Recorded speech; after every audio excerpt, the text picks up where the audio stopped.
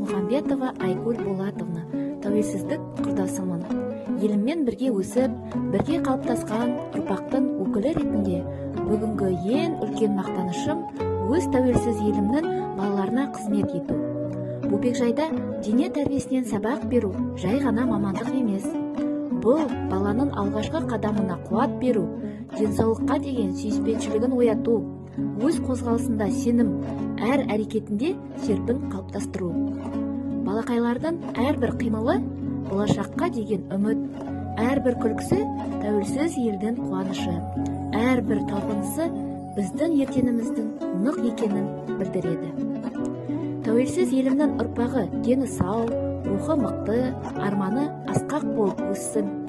Біз бастаған жолды олар жалғастырып, елді одан да биікке жеткізсін. Тәуелсіздігіміз мәңгілік болсын.